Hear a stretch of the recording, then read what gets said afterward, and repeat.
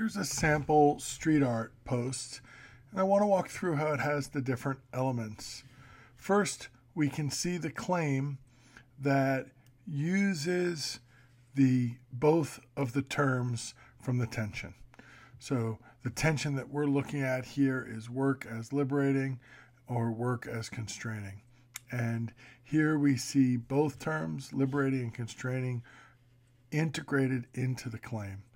And the claim does not simply say that the tension is displayed here. It answers the question, what does this work of art say about the claim?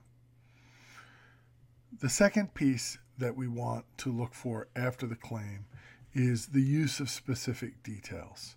And we see specific details when a quote that appears on the mural is referenced. And we also see details further in the piece where we talk about the man lying in a coffin, the mechanized factory cog, the Thunderbird flags, the protesting workers, etc. And what happens with each of these details is they are connected back to what they say about the claims and what they say about work. And here's a really strong interpretive sentence that does that, right? These details point to the destructive and constraining role labor has played in the lives of many farm workers.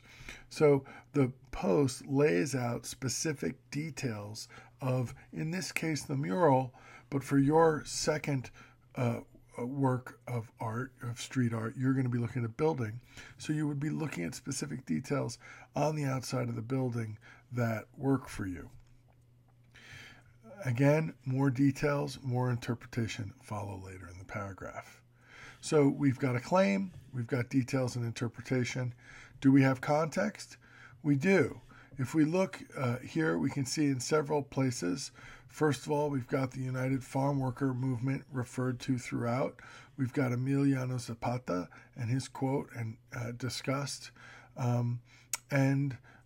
We have the larger context down here of Barrio Logan and the Chicano civil rights movement. So there's lots of discussion of various aspects of really all is one context, which is the United Farm Workers Movement, the protesting of agricultural Latino Chicano laborers in California. And that's where most of the energy of this analysis focuses. That's the one context that's brought in. As we scroll down, we'll see I've got my obligatory I was there photos. We always want to have those as part of our street art analysis. And then we get to the part of the project that is different for street art project number 2 than for street art project number 1. We are going to provide detailed annotations of each of our sources.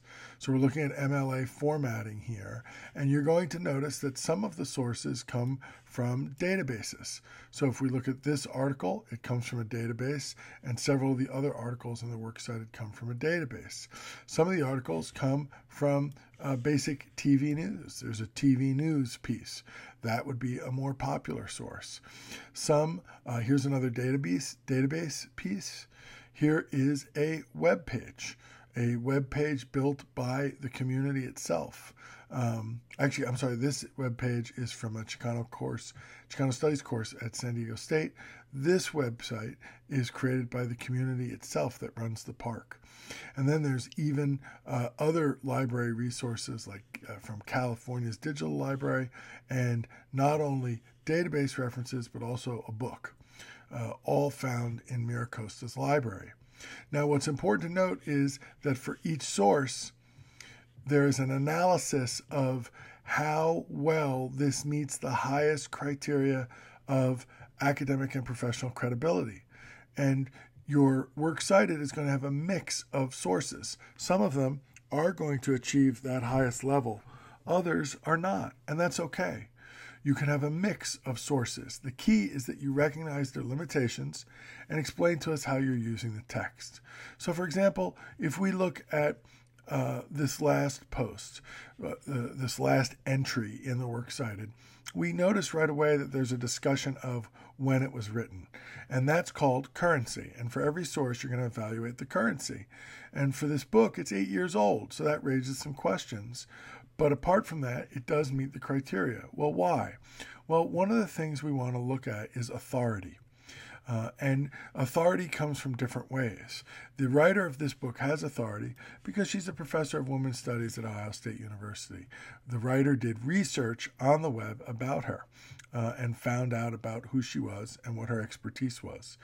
The text also includes supplemental resources, and that's an important part of the criteria that we want to look at. We call it supporting documentation. A source reaches the highest scholarly levels if it has supporting documentation like works cited lists or footnotes. And this source uses both. All right.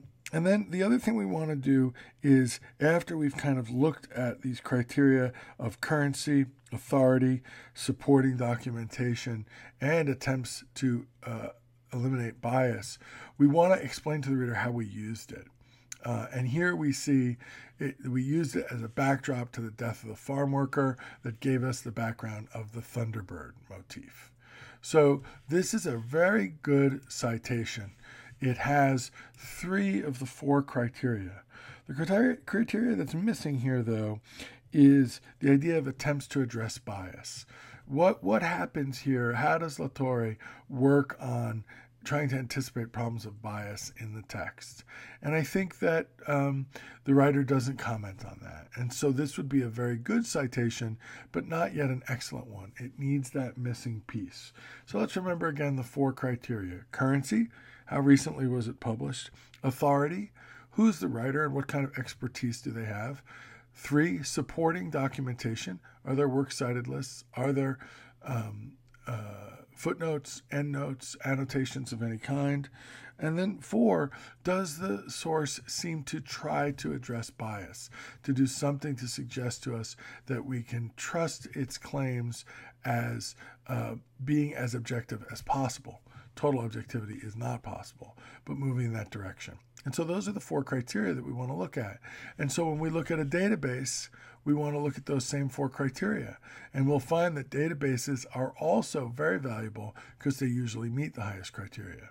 But when we go to look at a classic website, like this Chicano Park Steering Committee website, we'll notice that that actually doesn't meet all the criteria. It's a really interesting and valuable site, but it does not have the academic or professional credentials that we've talked about. It doesn't identify a clear authority with expertise. It doesn't identify the dates and currency of the information.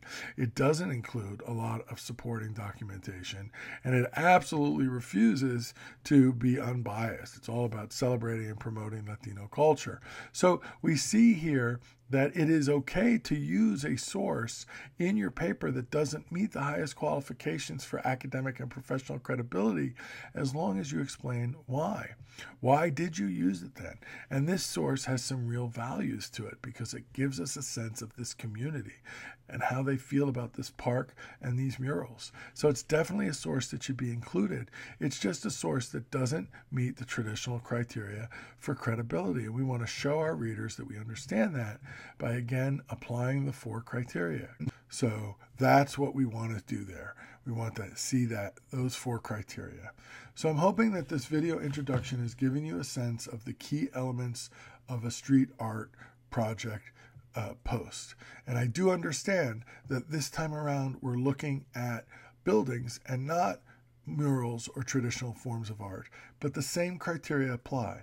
A claim, a discussion of details and interpretations, inclusion of images that help the reader see the site, in this case a building, and show us you were there, and an annotated works cited that says, here's my sources, here's where you can find them, here's how the 4 criteria of currency, authority, supporting research, and addressing bias apply or don't apply, and here's how and why I use the source given what I know about it.